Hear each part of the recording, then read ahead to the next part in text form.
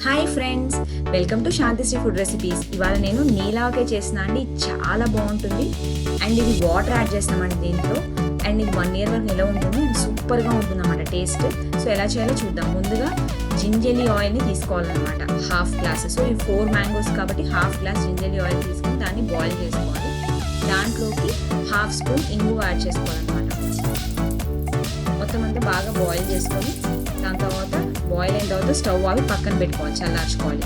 దాని తర్వాత ఒక 1/2 glass ఆవపిండిని తీసుకోవాలి. దాంట్లోకి ఫిల్టర్ వాటర్ని కొంచెం కొంచెం యాడ్ చేసుకుంటూ ఒక దోశ బ్యాటర్ లాగా ప్రిపేర్ చేసుకోవాలి.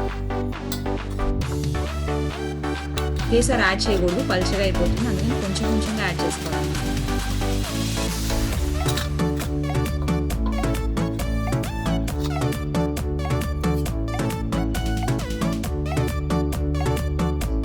కొంచెం కొంచెం యాడ్ చేసుకుంటూ ఒక దోశ బ్యాటర్ లాగా ప్రిపేర్ చేసుకోవాలి.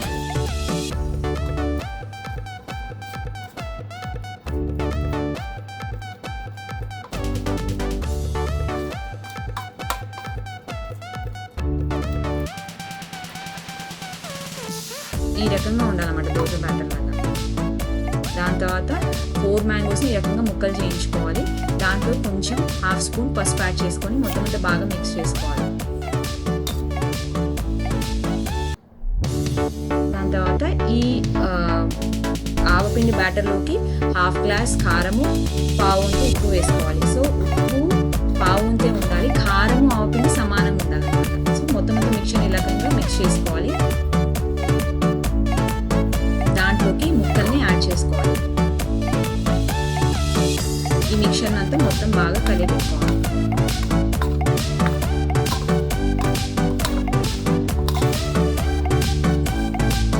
దాని తర్వాత ఈ నూనెని మనం బాయిల్ చేసుకున్నాం కదా, ఇంగు వేసుకుని అదంతా ఈ ముక్కలకి యాడ్ చేసుకొని బాగా మిక్స్ చేసుకోవాలి.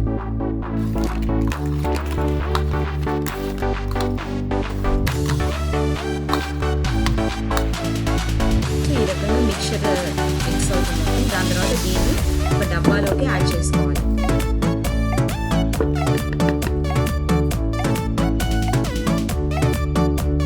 దాని తర్వాత మనము మెంతుల్ని ఒక 1/2 spoon చెంచాని వేయించుకొని పౌడర్ చేసుకుని దాన్ని కూడా దీంట్లోకి యాడ్ చేసుకొని మొత్తం అంతా బాగా మిక్స్ చేసుకోవాలి.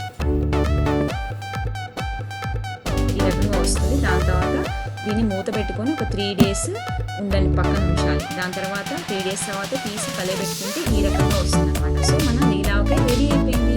మీకు ఈ వీడియో కనుక నచ్చినట్లయితే సబ్స్క్రైబ్ చేసుకుని పక్కన బెల్ ఐకాన్ క్లిక్ చేయండి, లైక్ చేయండి.